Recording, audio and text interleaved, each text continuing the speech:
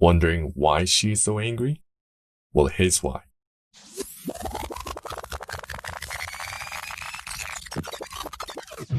Let's go to Colchester today.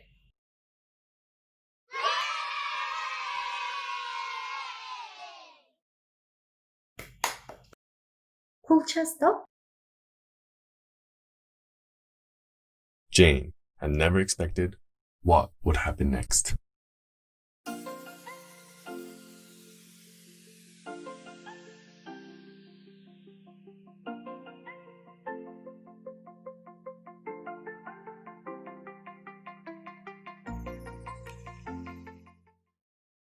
This is where we begin. In the middle of nowhere in Colchester, after 2 hours on the road. Jane had no clue why she was there, but this was the start of her journey through the life of Charles Spurgeon.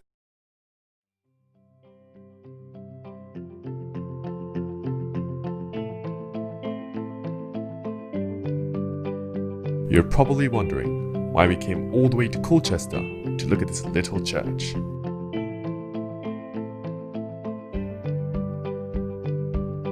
It was in this very location that Charles Spurgeon accepted the gospel into his heart.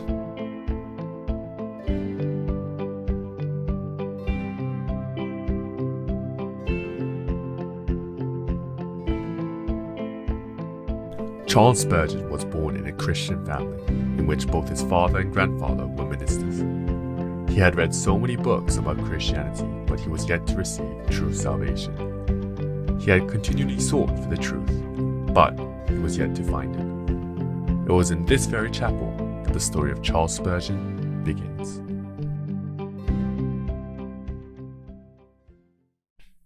One snowy night, he entered this Methodist chapel to find one lay minister preaching at the pulpit.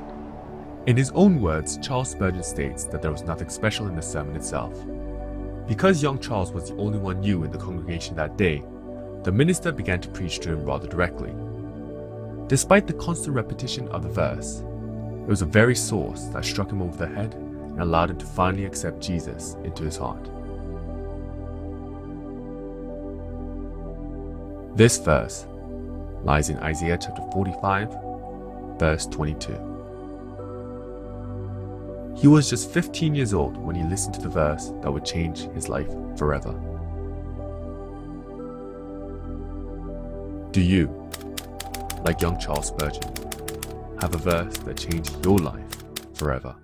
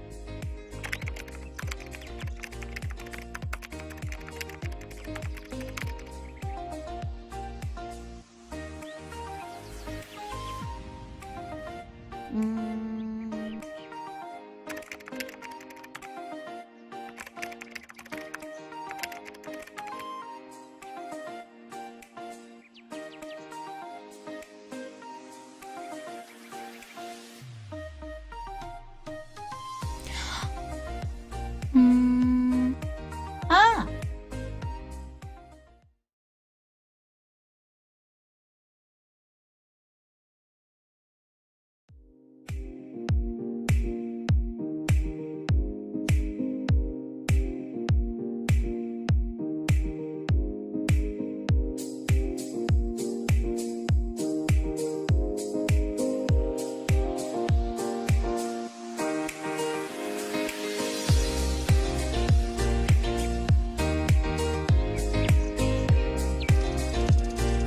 Hi, hello. Okay.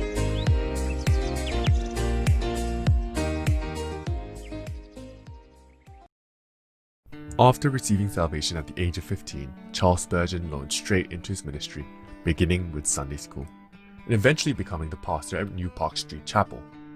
At the age of just 22, he became the founder of Pastors College, which is now called Spurgeon's College. Jane had the opportunity to meet Spurgeon specialist Dr. Thomas Bremeyer to talk about the importance of this college in the UK. As I said previously, studying theology was not available to everyone by any stretch, and it was quite expensive, and there was not the kind of GCSE system that we have today in terms of ensuring a baseline of education across the board. So there were a lot of barriers up for people who wanted to study the Bible at a kind of academic level. So Spurgeon recognized this, and in fact, he actually himself never went to college or university. He has an extensive library, and he spends a lot of time in the company of preachers, but he never had the opportunity to study and wouldn't have had given his economic background. So he decides fairly early on, he sees a need in London for more pastors and more churches. And he also recognizes that by and large, the people who are going into ministry are fairly either middle or upper class folks who can, again, afford to go to university, these kind of things. And while some are extraordinarily good at working in working class and impoverished areas, many aren't.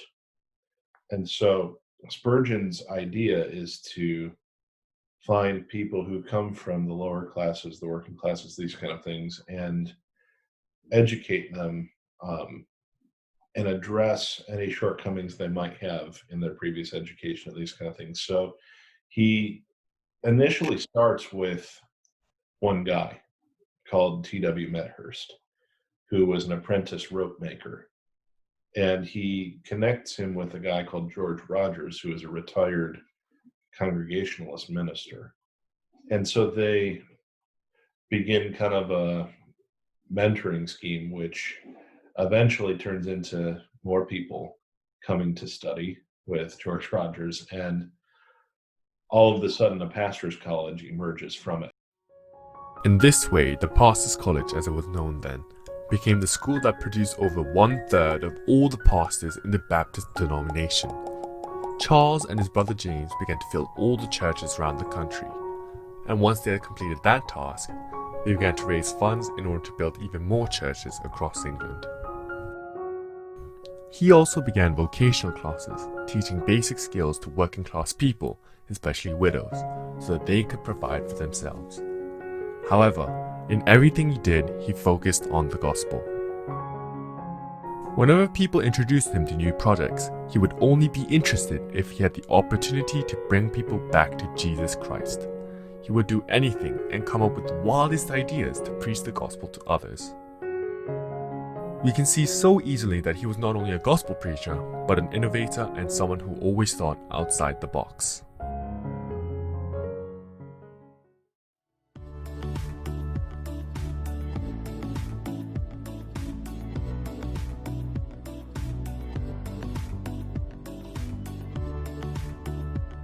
When should I go first? Crystal Palace.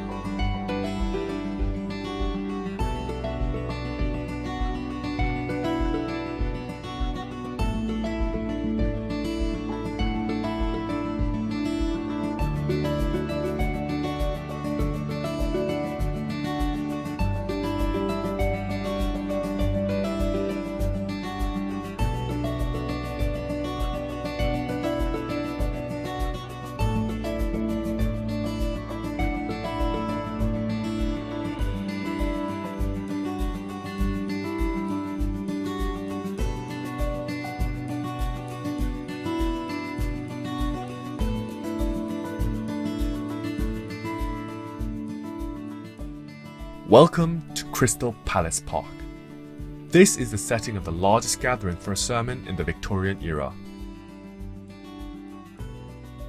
At a time with no microphone, no speaker, and no cars for people to travel, a total of 23,654 people came together to listen to the sermon of Charles Spurgeon.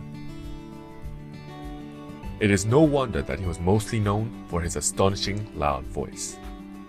This is just one of the many examples of the masses gathering to listen to the sermon of Charles Spurgeon. He was known as one of the best preachers in the whole country, even in his late teens and his early 20s. He was just 25 years old when he preached in Crystal Palace. Charles Spurgeon, gospel preacher extraordinaire, and a very figure that many pastors looked up to in their ministry. Many people assume that ever since he received salvation at the age of 15, he led a life without trials and difficulties. This is because on the large part this was very true indeed. Wherever he went, his sheer passion and gift for the gospel grew the congregation wherever he went, and was quickly known as the Prince of Preachers. However, his life was not without its formative incidents. Let's rewind just a year to the incident at Surrey Gardens. It was one normal evening when Charles Spurgeon was preaching at the Surrey Gardens Music Hall in 1856. In the time of limited safety measures and health and safety checks, 10,000 people crammed into the hall that was built for much less. During the sermon, someone shouted, "Fire!" and everyone began running for the exit. The result of this was the death of 7 people, and many other people being injured as well. This was the single greatest difficulty in Charles Spurgeon's life. According to Zach Esquine, who wrote the book Spurgeon's Sorrows, Charles Spurgeon felt responsible for the death of these people and asked himself if he should continue with his ministry. All the guilt, the grief, and sadness led him to depression. The depression crippled his ministry and forced him to temporarily stop and give up.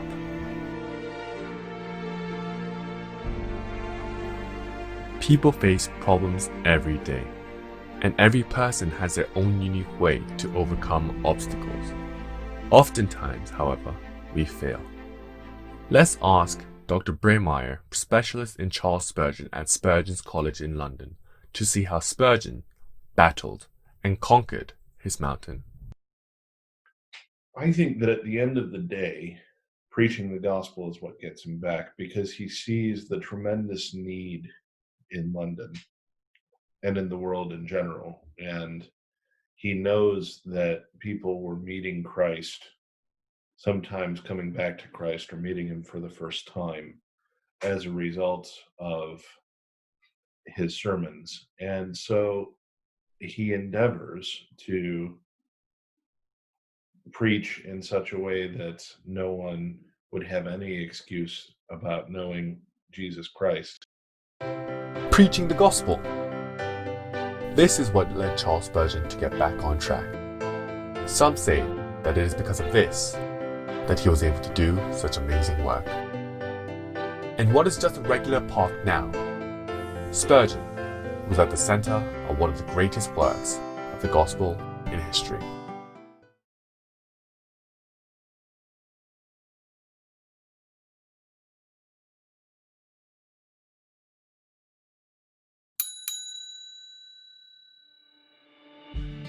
Getting off the famous red bus in London, the second place that Jane was recommended to visit by Dr. Thomas Braymeyer was to the church built by none other than Charles Spurgeon. The traces of Charles Spurgeon remain in London to this day. The Prince of Preachers left a massive mark on Christianity within the UK and around the world, and this can be seen by the sheer stature of this building.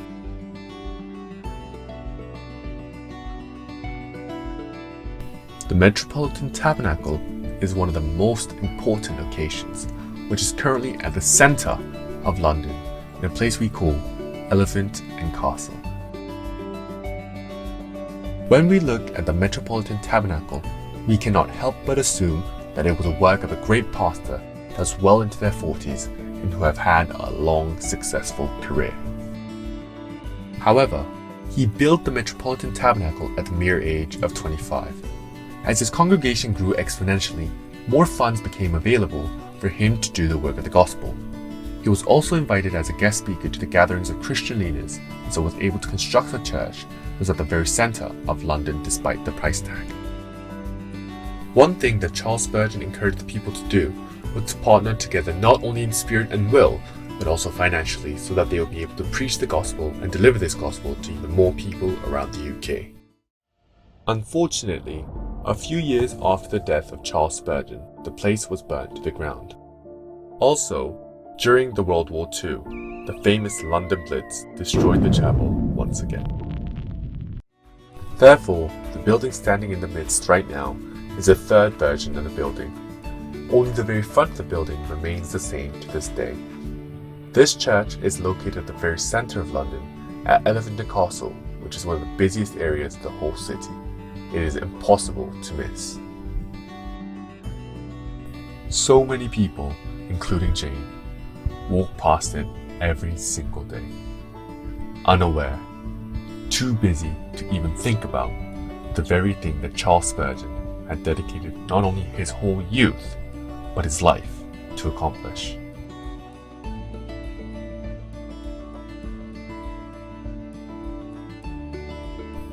Even as Christians, because of our daily lives, we often forget about the will of God and focus so easily on our own desires. What is your focus today? What do you live for? Despite his young age, there was no doubt in Charles Spurgeon's mind about what he wanted to accomplish.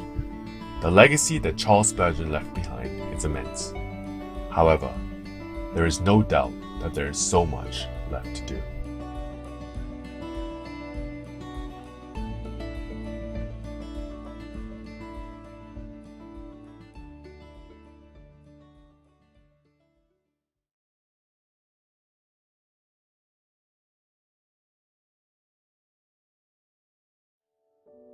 Our final destination lies in a cemetery that is in the middle of a very busy high street in southeast London. Spurgeon's tomb lies deep in the cemetery, very close to the crematorium itself. Some say he is at the very center of the cemetery itself. Charles Haddon Spurgeon passed away on the 31st of January 1892, after a lifetime of serving the gospel and the Lord. This is Jane at the end of her journey through the life of Charles Spurgeon. Charles Spurgeon was buried here with his wife Susanna, whom he loved so dearly. It is clear to see that the impact of Charles Spurgeon on the people was so powerful that they even established a monument for him here. At the very front of his grave lies an open Bible with a verse from 2 Timothy chapter 4.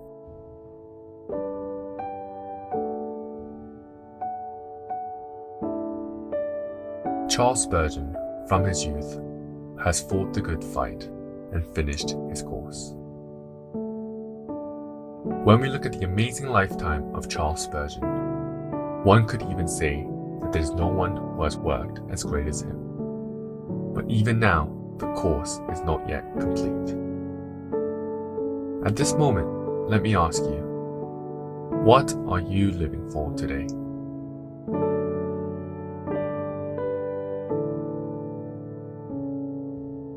Charles Spurgeon dedicated his whole life for one thing and one thing only. Although we live in a different generation and different time, if there's a single message that we want to deliver through this mini documentary, it is that now it's our turn.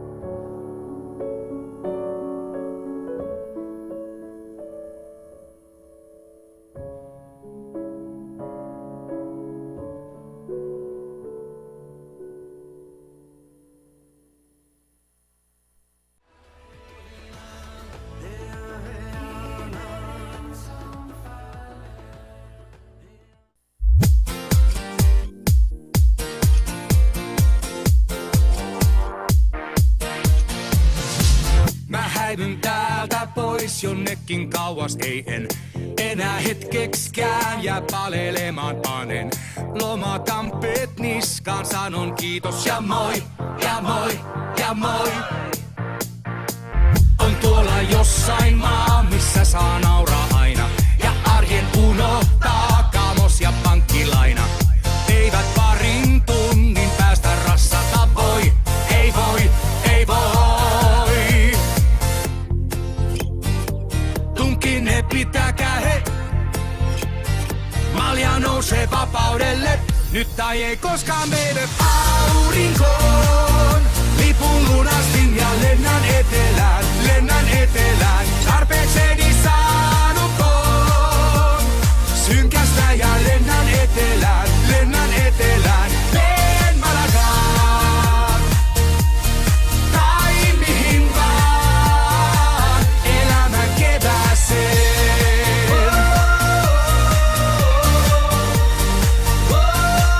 Elämän kevääseen.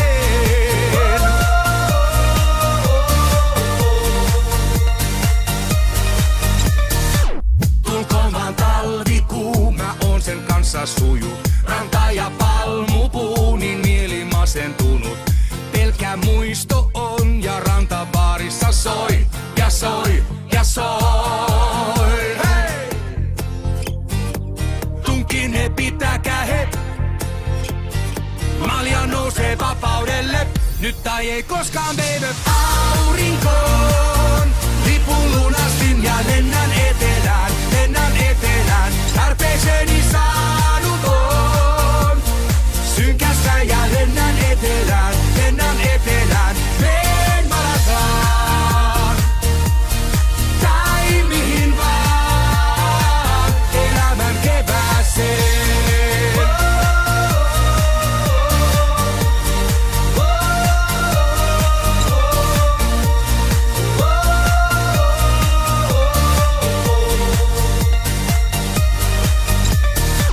Hei hapanaama, tuu tänne, täällä on hyvä meno. Ihmiset murjota ei, ne sano olla. Saat olla äärisuora taikka tosi vino. Ei silloin välit, mistä Facebookiin brassailukuva. Aurinkoon lipun lunastin ja lennän etelään. Lennän etelään. Tarpeekseni saanut on. Synkästä ja lennän etelään. Lennän etelään. En Malagaan. Tai mihin vaan. Elämän kevääseen.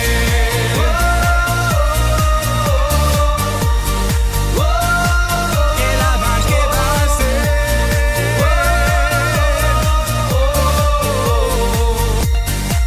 Elämän kevääseen.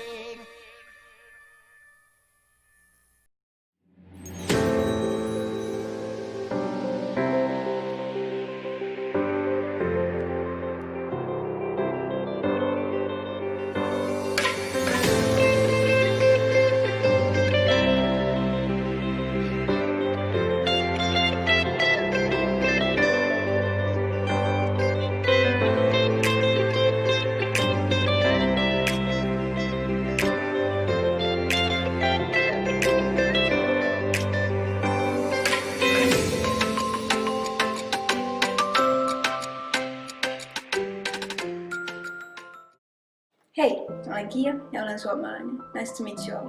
Today I would like to tell you something about Finland. And I would like to start this with the Finnish mindset, which is very important to us, and it is called Sisu.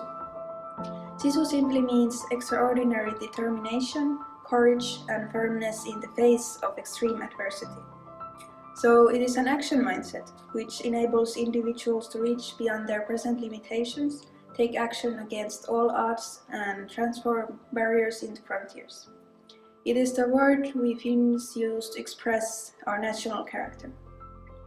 And this word got famous during Winter War of 1939 to 1940, which was a war between the Soviet Union and Finland.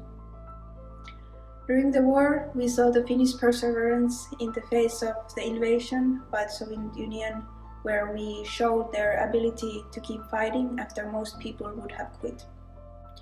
They really fought with all their will to win, despite the harsh weather and merciless attacks. We even say that to be a real Finn, you must have willpower, tenacity, and persistence. So if you look at our country now, it may look very peaceful and flourishing. However, we had very dark times. Finland was colonized by Sweden for almost 600 years, and again colonized by Russia for almost 100 years. That's why we have a very painful and difficult history behind us. However, we are able to have today's Finland together with the mindset of Sisu and also the big Christian movements in our country. But okay, let's change our topic to something more fun. There's something unique in our Finnish culture. You know that Finland is a very cold country, and in order to survive these harsh winters, we have sauna. Sauna is a small room or a building designed as a place to experience hot air to help with all kinds of problems, such as muscle tension, stress, blood circulation, and so on.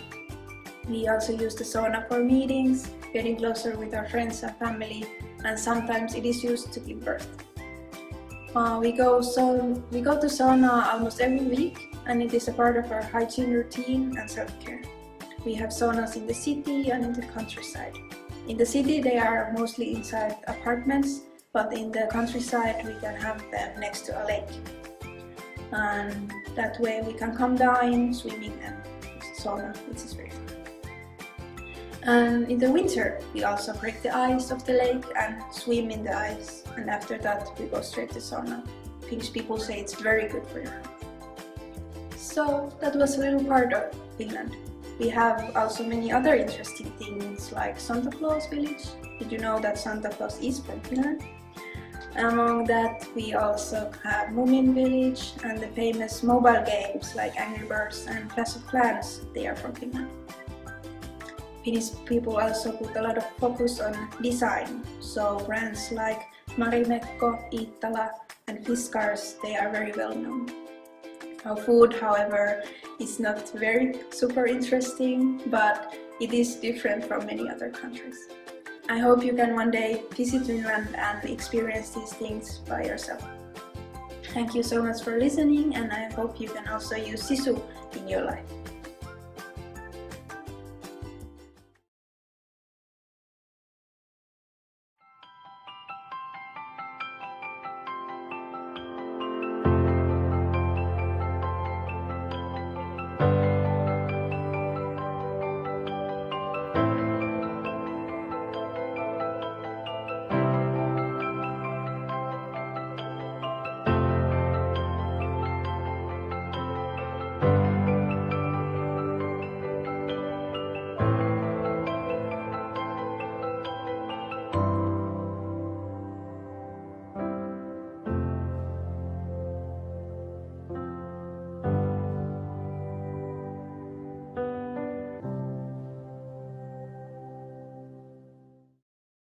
Bir bardağa neler sığabilir?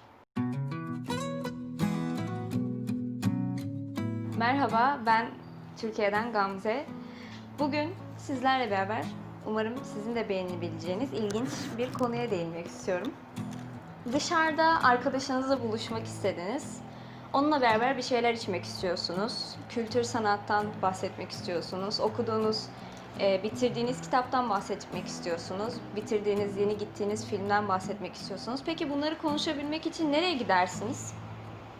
Kafeye, değil mi? Peki size ilk açılan kafenin İstanbul'da bundan yüzyıllar önce açıldığını söylesem bana inanır mıydınız? Evet, öyle. O zaman sizlerle beraber kahvehanelerin açılma hikayesini biraz konuşalım. İlk önce kahvehaneler neden ve nasıl açıldılar ondan bahsedelim. Türklerin şu zamanlarda en çok tükettiği içeceklerden biri olan kahve hayatımıza 16. yüzyılda giriş yapıyor. Yemenli bir tüccar ilk önce kahve çekirdeklerini İstanbul'a getiriyor ve kahve çekirdeklerini zamanla öğütmeyi, kavurmayı ve bir kahveye dönüştürmeyi öğreniyoruz. Ve bu kendimize özgü ürettiğimiz kahvenin adı da Türk kahvesi oluyor. Kendimize özgü diyoruz çünkü yapılış şekli tamamıyla bugün içtiğimiz kahvelerden oldukça farklı. Yapılış şekli sadece bir yöntem değil, aynı zamanda yüzyıllar süregelen bir kültürden de oluşuyor. Tabii ki bunları sadece evlerine çekilip tükettikleri bir içecek haline getirmiyorlar. İstanbul'da bunları hep beraber içebilecekken de sosyalleşip sohbet edebilecekleri bir mekan haline getiriyorlar. Kahve yalnızca evde tek başına içilen bir içecek olmaktan çıkıp hem içilip hem de sohbet edilebilen mekanların oluşmasına büyük bir olanak da sağlıyor. Evet, tabii şimdi kahve çekirdeği rezervi de azaldığı için kahvehanelerde kahve içmek oldukça zor bir hale geldi. Ve insanlar kahvehanelerde kahve içmek yerine çay içmeye başladılar. Bu sefer kahve içerek sohbet etmek yerine kahvenin yerine çay almaya başladı ve insanlar çay içerek sohbet etmeye devam ettiler. Ve o kadar fazla tüketir oluyoruz ki dünyada şu anda Türkiye kişi başı en çok çay tüketen ülke haline geliyor. Özellikle sanırım pandemi zamanlarındayız ve insanlar artık sosyalleşmenin, sohbetin ne kadar kıymetli olduğunu anlamış durumdalar. Bizim için sohbet, dışarıda insanlarla buluşup bir şeyler içmek yüzyıllardır önem kazanmış bir olaydı. Çay veya kahve aslında bizim sohbetimizin tatlı araçları oldular. Türkler hiçbir zaman bu tür içecekleri dünyevi bir bakış açısıyla tüketmediler. Yani sabah işe gideceğim, Türk kahvemi hemen içeyim de gideyim gibi bir davranışları olmadı. Yani kahveye bakış açımız böyle hemen tüketip ayılıp hayatımıza devam etmek değil de hayatımızın bir parçası haline getirdik aslında kahveyi. Kahveye zaman ayırmak istedik. Hayatımıza daha fazla zaman ayırıp daha ayık olmak için kahveyi tüketmedik. Ya da çay da o şekilde. Yani çayı işte hemen içelim kalkalım gibi hiçbir zaman olmadı. Hayatın içine kattık aslında bu tür içeceklere. Sohbet eşliğinde bunları tüketmek bizim için her zaman daha önemli oldu. Çünkü Türk milletinde birazcık dışa dönüklülük var diyebilirim. Evine, özel hayatına, mahremiyetine insanları davet edip bir şeyler ikram etmek ve ikramı asla bitirmemek bizim için çok önemli bir kültür oldu ve kahve ve çay da çok büyük aracılar oldu bizim için. Onlara çok fazla minnet duyduğumuz için de çok büyük bir kültüre sahip olduk ve yüzyıllardır süregelen geleneğimizi de koruduk diyebilirim. Umarım günün birinde hangi ülkede olduğunuzu bilmiyorum ama bir gün kafede kahvenizi yudumlarken veya bir çayınızı içerken Türkiye'de ilk zamanlarda kahvehanelerin kurulduğunu ve insanlar sohbet ederek bu kültürü oluşturduğunu unutmazsınız. Bir fincan bardağa birçok şey sığıyor. Hayatın tecrübeleri, anılar ve hikayeler, hatta efsaneler sığıyor. Yaşanmışlıkları da kahvenin yanında içmiş ve tüketmiş oluyoruz. Umarım sohbetimi beğenmişsinizdir. Görüşmek üzere.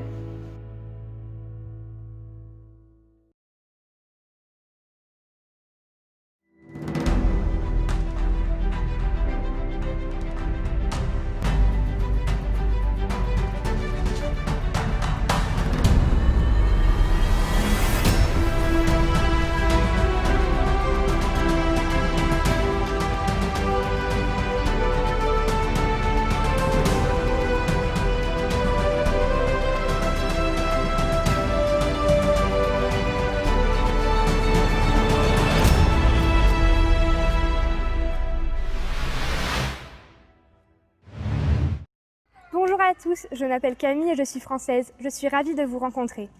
Today, I'm going to introduce you Paris, France for the IYF Youth Forum. What comes to your mind when you think of Paris, France? Of course, the Eiffel Tower, the most impressive building in Paris, or the Champs-Élysées street with a lot of luxury shops.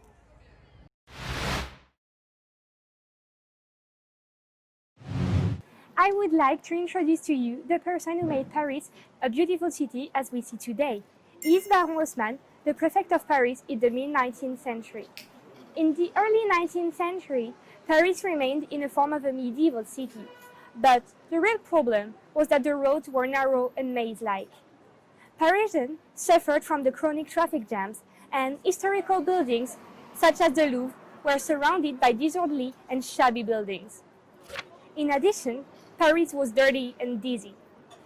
The 1789 French Revolution happened, as well as cholera, caused by the lack of sewage treatment, and we had to walk through muddy roads in the city.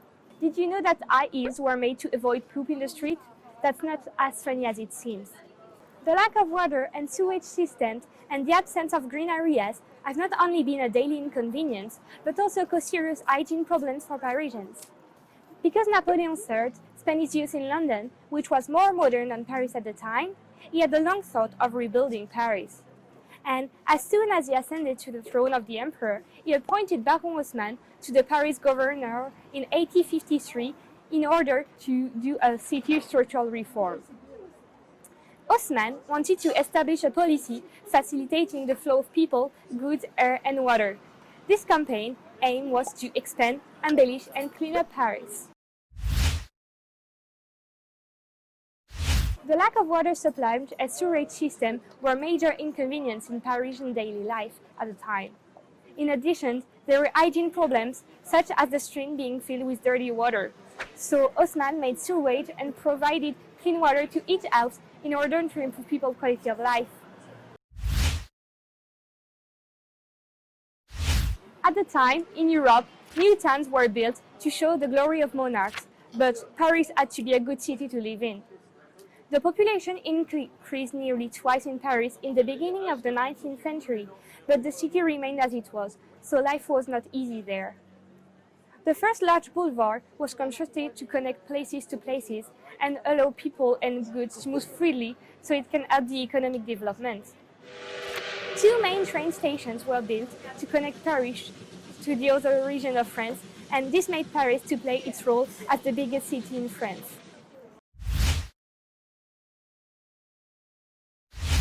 New buildings were built next to the main boulevard, and they are called the Haussmann-style buildings. On boulevard, all buildings look similar. Haussmann intended to have a holistic effect by placing the same architecture style throughout the boulevard. Because of this, all the buildings were constructed in the same style, and it had to be in harmony with other buildings to suit Haussmann aesthetics.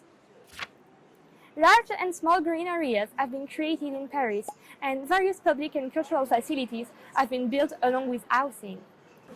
The well-known Opéra Garnier was also built at that period, which is famous for the Phantom of Opera. There were advantages, but also some controversies, because we had to demolish the existing houses to expand the roads, and the people who were living in had to move out. Moreover, the rebuilding plan cost a large amount of money to the city. However, through this urban renovation project, Paris has become a cleaner and more beautiful city like today. After the road reform, Paris became more and more developed and reached its peak in 1889 with the Universal Exposition and the Eiffel Tower inauguration. What's surprising about Haussmann Paris rebuilding project is that the city built in the mid-19th century is still performing its urban function without major changes even today. At the time, people wanted to stay in their own lifestyle, but through changes, they were able to live better lives. Likewise, our lives can become more prosperous and develop into better lives through change. I think if you take a step forward with a challenging mind, rather than staying where you are now, your life will change just like Paris did. See you next time in Paris!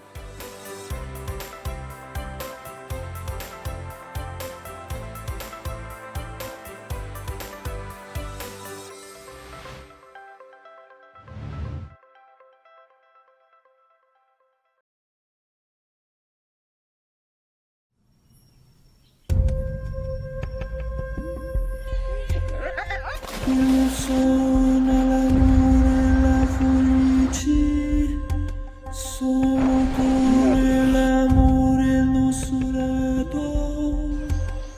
I serine mollono mochire su.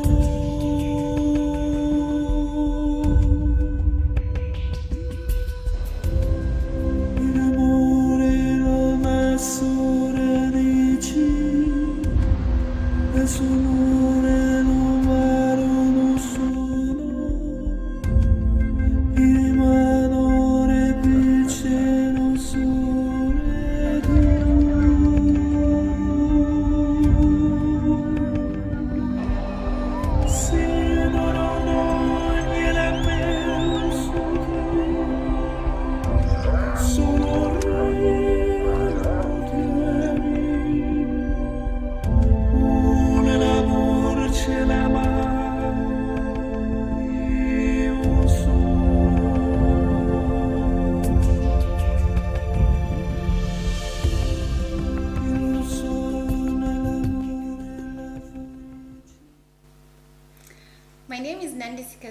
today I'm going to give you a brief overview of Zambia. Zambia, officially the Republic of Zambia, is a landlocked country in southern Africa. The neighboring countries are the Democratic Republic of the Congo to the north, Tanzania to the northeast, Malawi to the east, Mozambique, Zimbabwe, Botswana, and Namibia to the south, and Angola to the west.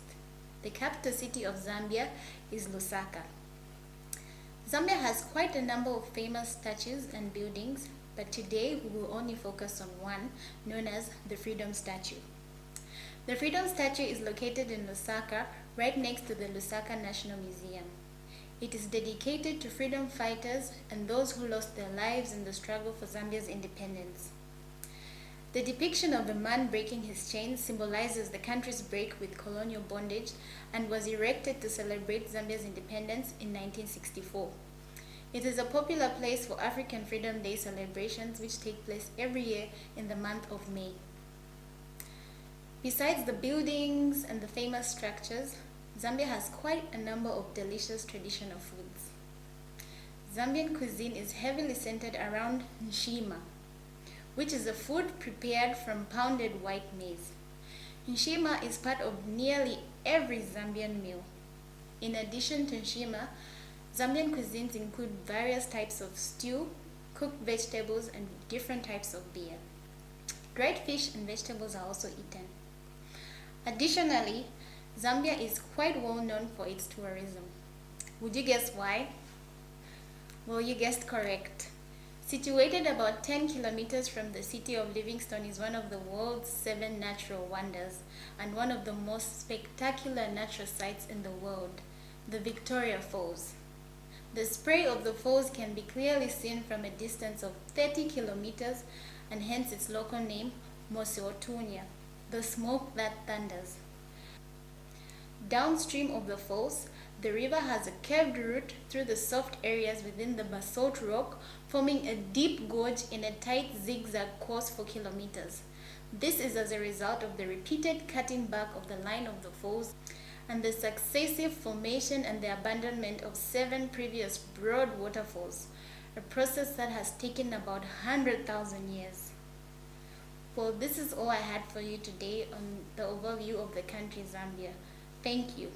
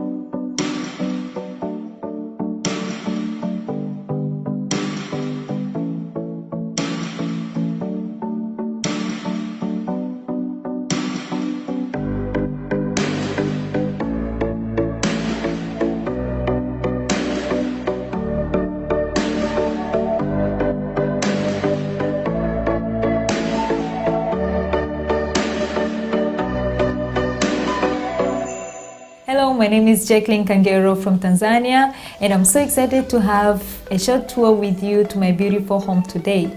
Tanzania is the most beautiful country in the world, inhabited with friendly and warm-hearted people. Tanzania borders with Indian Ocean to the east, and it has land borders with 8 countries, which are Kenya, Uganda, Rwanda, Burundi, and Democratic Republic of Congo, anti-clockwise from the north. And across Lake Tanganyika we border with Zambia, Malawi, and Mozambique. Just in case you didn't know, Tanzania was formed in the year 1961, December 9, after the union between Zanzibar and Tanganyika. You might be wondering why the formation of Tanzania. The reason was to consolidate the cooperation and integration of people. Tanganyika and Zanzibar were socialist countries, so we united to avoid the expansion of capitalism in our countries.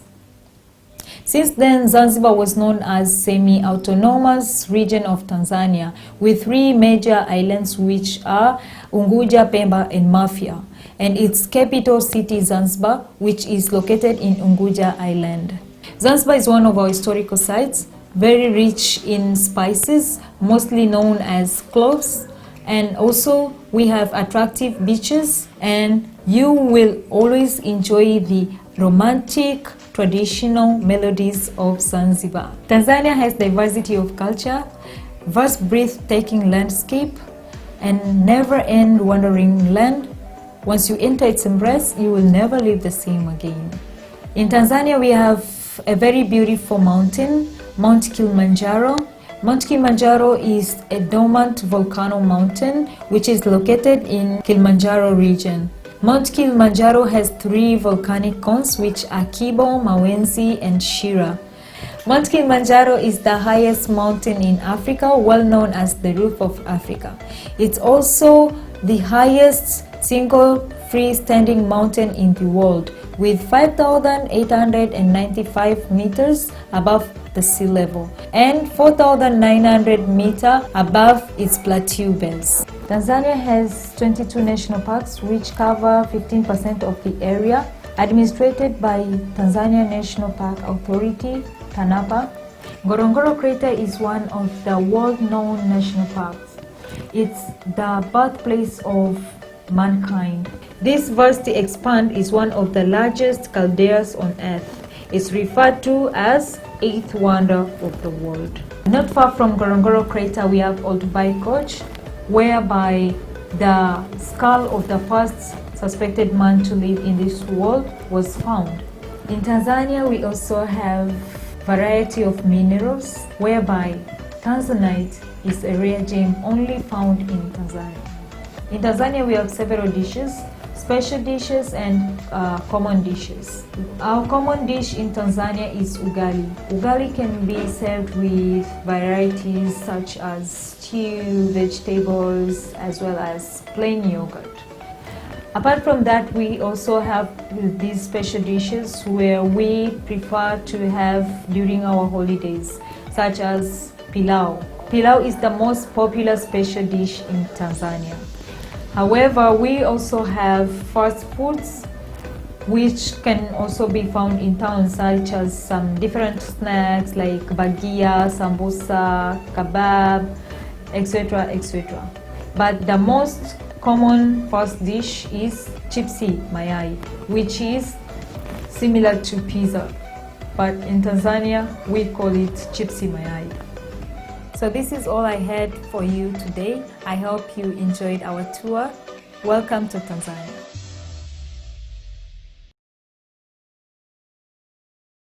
Isn't it boring? Yes. What are we gonna do?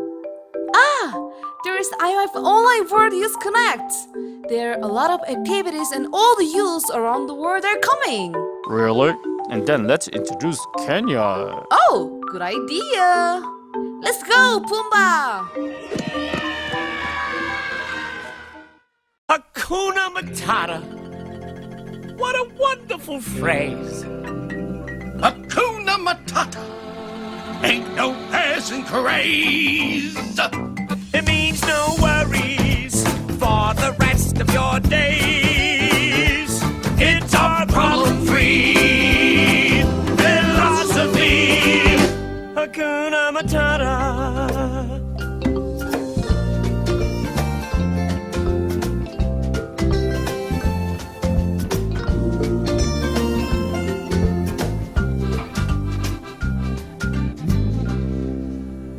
Hakuna Matata, what a wonderful phrase. Hakuna Matata, ain't no passing craze. It means no worries for the rest of your days. Yes, sing it, kid. It's our problem-free Matata. Time out! Why are they jumping? They are Maasai, and that's how they are dancing. There is warrior ceremony. I will show you. Follow me.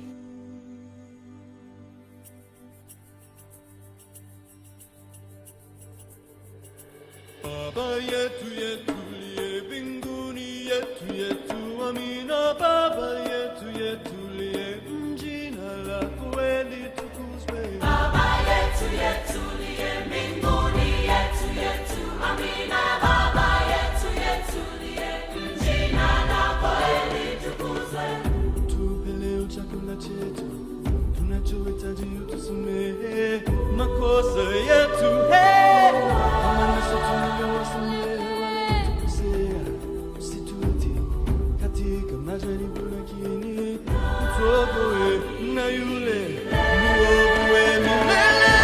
Baba yetu yetu liye mbinguni yetu yetu amina. Baba yetu yetu liye jina lako litukuzwe. Baba yetu yetu liye mbinguni yetu yetu amina. Baba yetu yetu liye jina lako litukuzwe.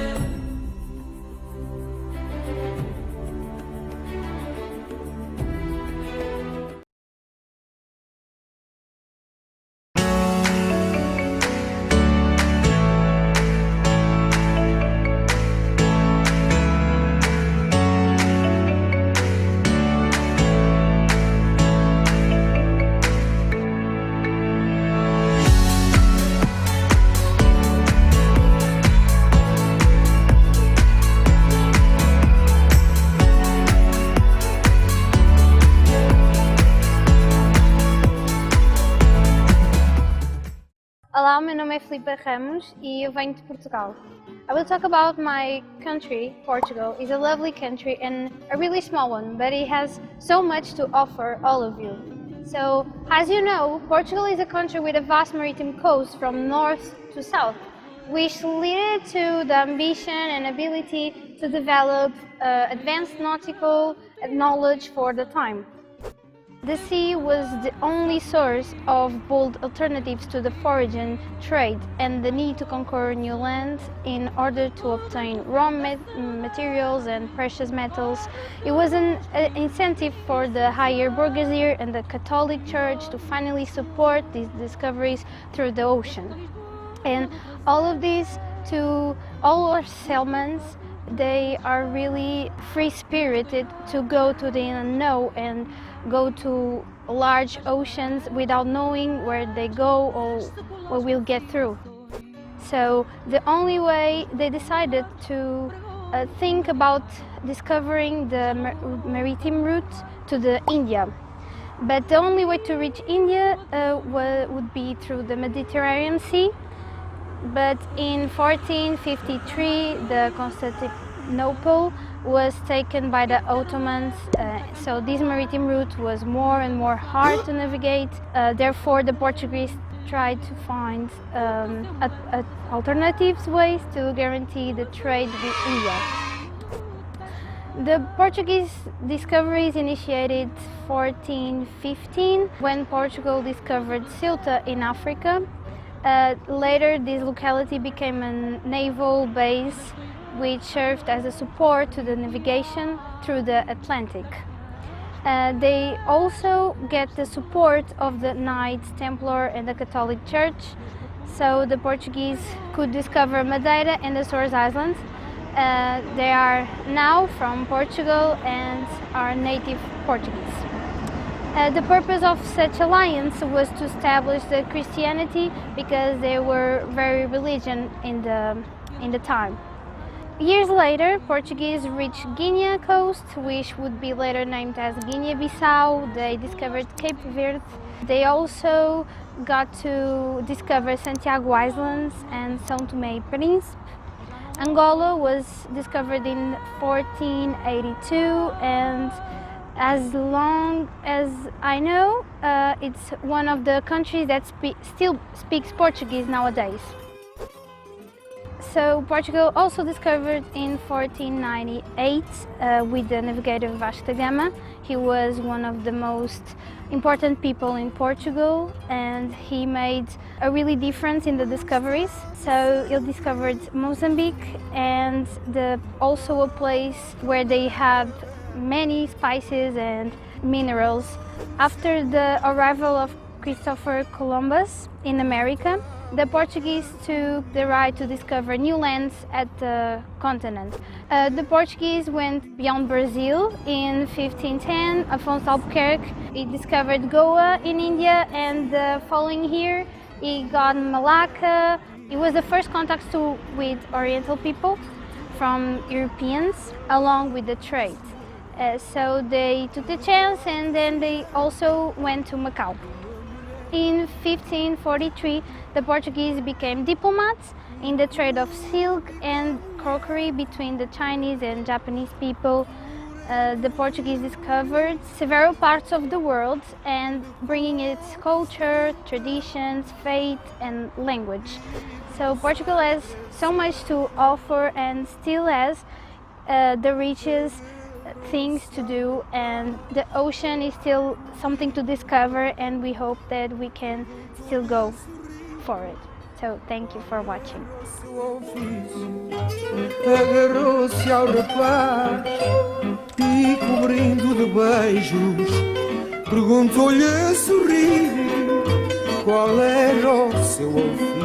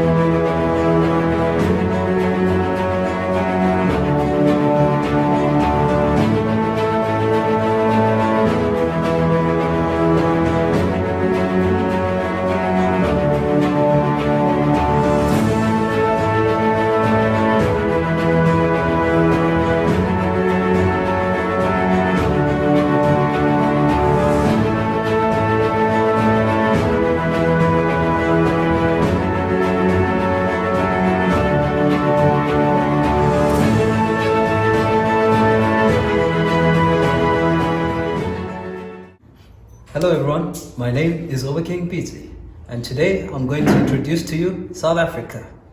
So many of you don't know where South Africa is, but it's in the name. It's the southernmost point of South Africa. Now, next to South Africa we have Botswana, Zimbabwe, as well as Namibia and Mozambique. And within South Africa we have the Kingdom of Eswatini and Lesotho. Now, South Africa is famous for its beauty, its great beauty. First, we go to Cape Town. If you go to Cape Town, we have the world's most famous mountain there, called Table Mountain. Next, we have some penguins as well, next to Table Mountain that you can see and just watch and take pictures of. Then we also have the famous Robben Island where Nelson Mandela was imprisoned, which you can take there by boat. Then we also have a place called the Drakensberg Mountains where when it's winter, during the winter seasons, it begins to snow and people can go snowboarding there, and it's a very beautiful sight to see. Now we also have a place called the Karoo, which is desert land, and you can go and see, it's almost like the Sahara Desert, and you can see many things. South Africa is a very beautiful nation and you can see many beautiful things. Now in South Africa, we don't only have beautiful landscapes and beautiful just nature, we also have beautiful people. Now in South Africa we have 11 official languages. Yes, you heard right, 11. Now I'll show you some greetings in a few of these languages. One of these languages is called Afrikaans. Now to say hello in Afrikaans you say "Hoe gaan dit?" That means how are you? And next language I'll teach you is Tswana. Now to say how are you in Tswana is Likai. Very simple, right? Now South Africa is also called the Rainbow Nation. You know why? It's because we have many different types of people, different types of cultures, different ethnicities as well. You can find the whole entire Rainbow Nation in South Africa. In Durban as well, we have the highest population of Indian people outside of India itself, which is quite amazing, I think. Now, there's something else that I want to share with you. The warmth of South African people. Whenever we see each other, we greet each other in our native language just to say hello, even though you don't know that person. Why? Because we're all one in Africa. That's how we see each other. Now, despite all this beauty, unfortunately, we have a problem that's called Corona. And Corona has adversely affected everyone. And now, if we look at this current situation, the economy is not doing well. Unfortunately, there's also an increase in violence, in murder as well. But don't let this fool you. There is hope. There's something called IYF. Now, in IYF, there's a mentorship program that I would like to introduce.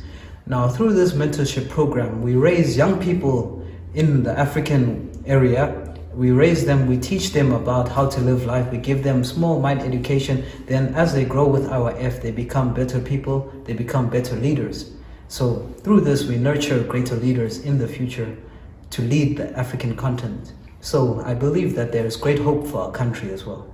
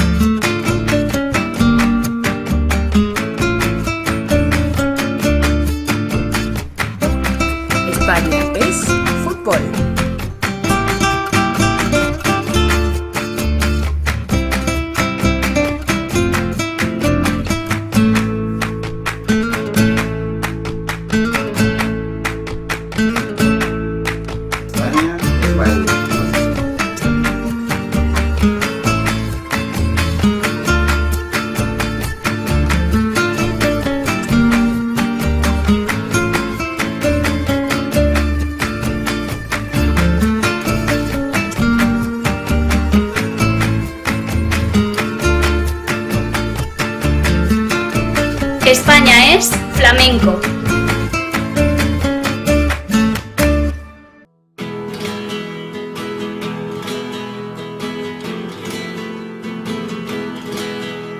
España es canción.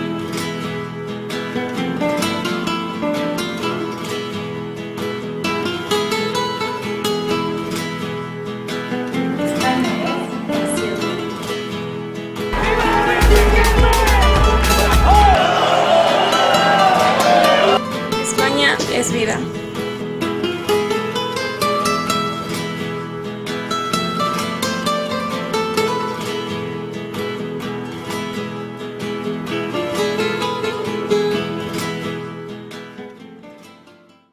Hola a todos, ¿qué tal? Mi nombre es Alan and soy de España. Hello everyone, my name is Alan and I'm from Spain. I'm really happy to be here with you today in this forum, and I want to talk to you a little bit more about Spain's history and culture. So first, Spain is a country in Europe in the Iberian Peninsula. We have two neighbors. Up north we have France, and down to the west we have Portugal. Let's go to the history part.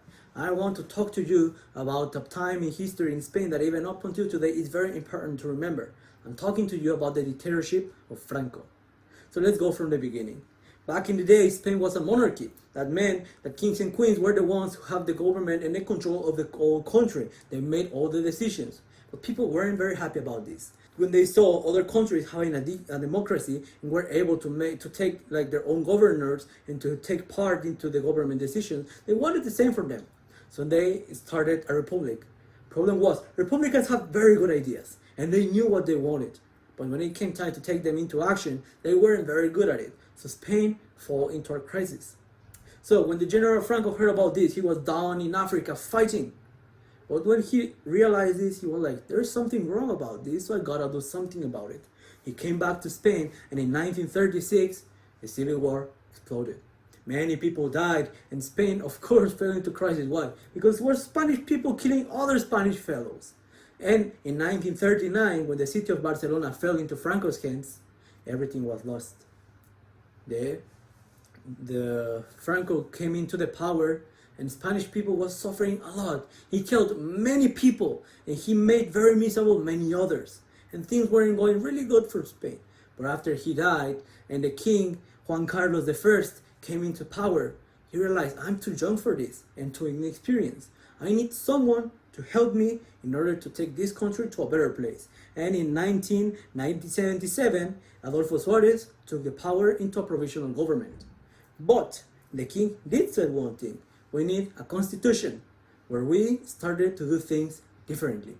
So Adolfo Suarez, together with 5 other governing parties, they started to think, how can we make this possible? Why? They realized when a single person is in power, he thinks he's making the right decisions. But truth is, many times it's not like this. So the king cannot have all the power anymore. We need to divide the power with different parties, different persons, and we all together can take Spain into a better place. So in our lives, it is the same. Why? Many times we make decisions thinking that it's the best thing to do, and we just close our ears towards everyone. Why? Because you think you can rule everything. The truth is, many times we really don't know what we are doing. That's why we need more people to listen to them and to know what think may be better or not for our lives. Many times we think we're making the right decisions, but the end game is really bad. But when we are together with more people and with many people together work together, we can accomplish big things. So I really want you to think about this. Are you really better off alone, or you do need the help of others? I'm really happy that I was able to stay here with you guys today, and I'm hoping to see you all very, very soon. Hasta luego. Thank you very much.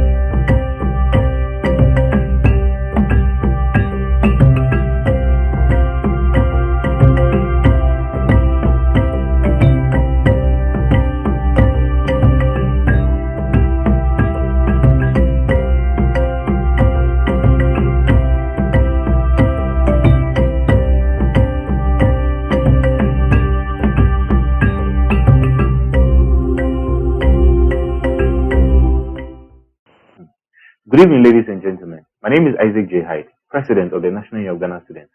It is with a great privilege for me to speak to you about my country, Ghana. Ghana is bordered to the east by the Republic of Togo. It is bordered to the north by the Republic of Burkina Faso. It is bordered to the west by the Republic of Ivory Coast. and to the south by the wonderful seas of the Gulf of Guinea. Ghana has a present estimated population of about 30 million people. Over 70% of these people are made up of the youth. It tells you of our vibrancy, it tells you of our hospitality and our readiness to change the world. If you come to Ghana, you meet some of the most wonderful people. Our current president is His Excellency Nana Addo Dankwa Akufo-Addo. The people of Ghana are of diverse backgrounds and ethnicity, but that makes us one people. I take this opportunity to tell you about some of the wonderful tourist attraction sites we have in Ghana. And before that, let me tell you about the name Ghana and its origins. The current Ghana was once known as the Gold Coast.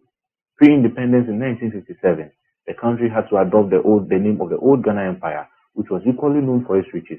Only that the difference was that the old Ghana meant, which is now of today, meant the warrior king. It tells you of our readiness to fight and forever show relentlessness.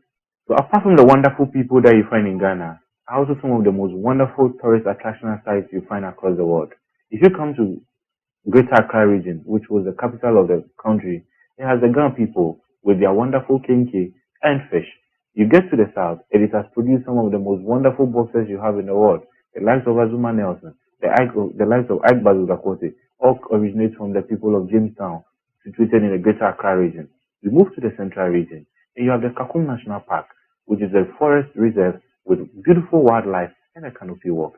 Just within these same confines is the Elmina Castle and the Cape Coast Castle, remnants of our old slave trade history, not just limited to Ghana, but across the West African sub-region, for which region last year, Ghana hosted the Year of Return to bring back people of the diaspora to share in our beautiful environment and hospitality. You also go to the north, and you have the Mole National Park, which is a huge game reserve for protecting flora and fauna. We also move to the the Ashanti region, which hosts the Ashanti Kingdom, the once powerful kingdom in the West African region. You cannot talk about the Ashantis without talking about the Great Otumfuo 32. They have the beautiful kente, which is popular across the world. Ghana, should I also remind you that Ghana also has the largest man-made lake in the world, which is Lake Volta. On top of Lake Volta is Akosombo Dam. On this Akosombo Dam is the biggest dam that provides electricity for Ghanaians and other countries in West Africa like Togo and Burkina Faso. Let me also share with you that we also host the highest waterfall in West Africa, which is the Wuli Waterfall.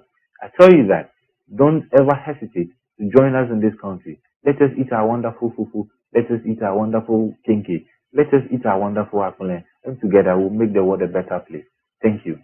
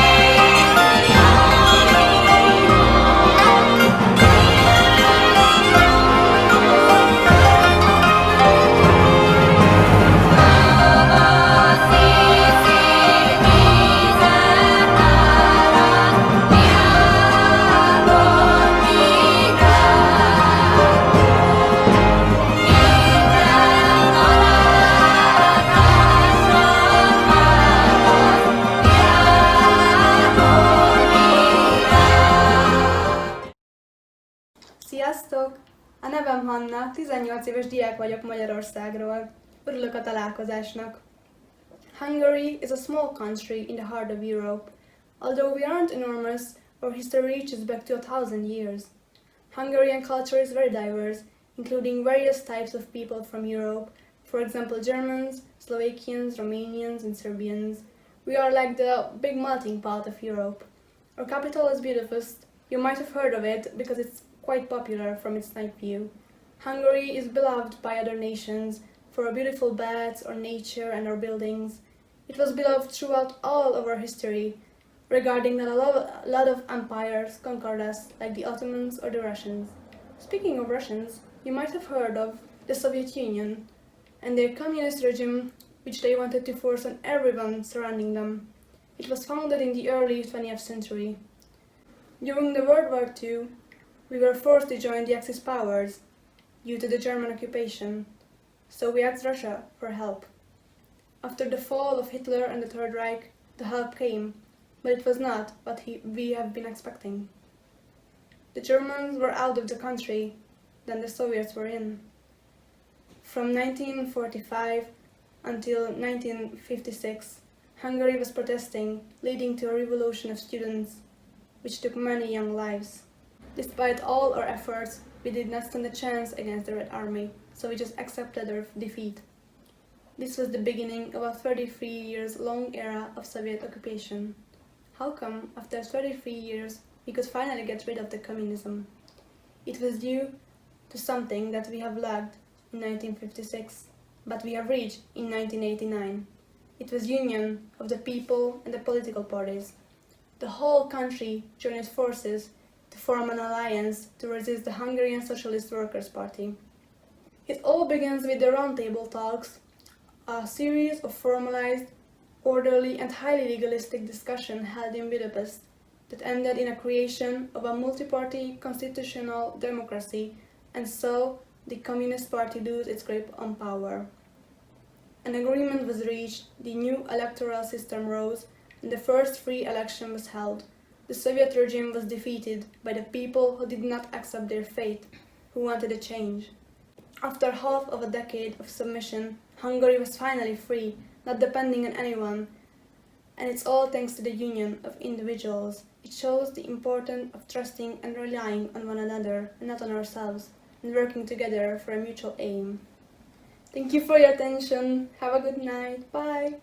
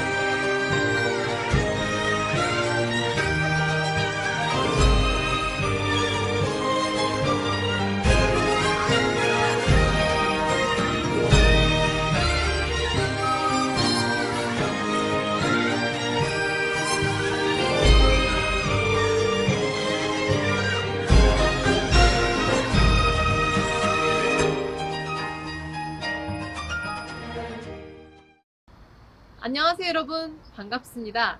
제 이름은 송은경입니다.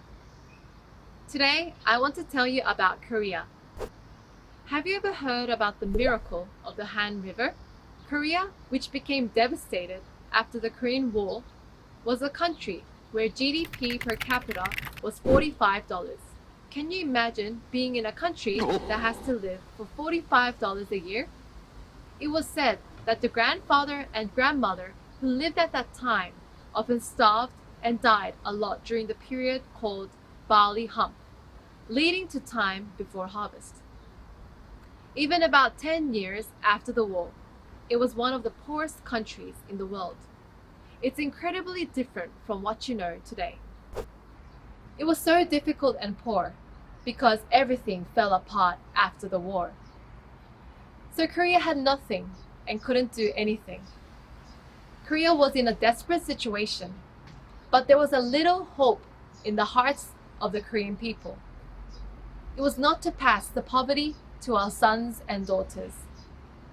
The whole nation worked hard with the mind that we can live well. So they planted trees in the mountains where there was nothing. Little by little, the old buildings were modernized. Young Koreans went to Germany, which was a country they were unfamiliar to. Korean nurses did the hardest work, and men went into the hot underground and worked as miners, where they might really die. All the people worked harder than anyone in the place where they were. And where the company buildings were gathered, the lights were lit like a bright mug at night. In 1964, Korea's exports exceeded $100 million. Korea's economy, which started in 1972 in nothing, has exceeded many countries. In 1977, it achieved a dreamlike $1,000 GDP. And at this time, the export amount exceeds $10 billion. In 1995, GDP per capita exceeded $10,000, and now the per capita income is over $30,000, and exports amount to $15 billion, making it the world's 10th largest economy. If one person wanted to live well, it would have been impossible. However, as 10 people, 100 people, and 1,000 people gathered as one, it was possible. All the citizens gathered as one and thought, we could live well. So they got up and started working together. We believe that we can still do anything. Anything are possible when we think of others rather than me, and when we think of the country rather than the individual. Thank you.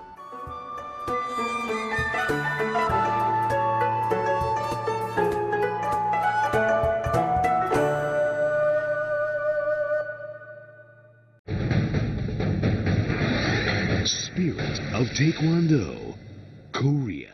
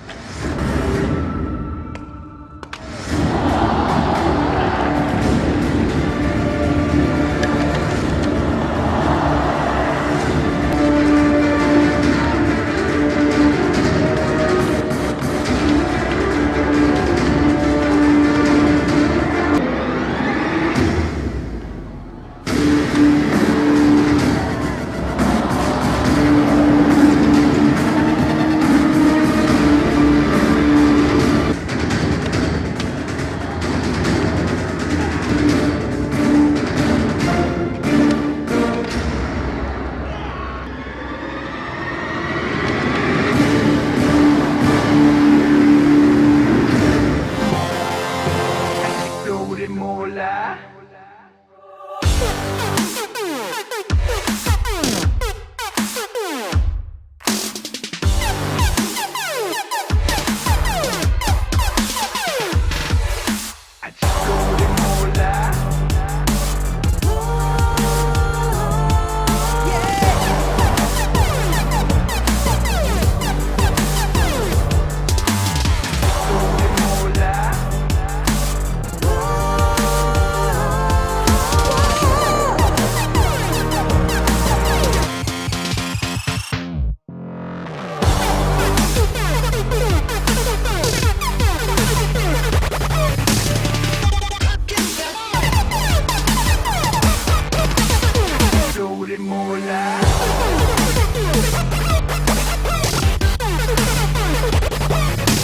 Bring a beat.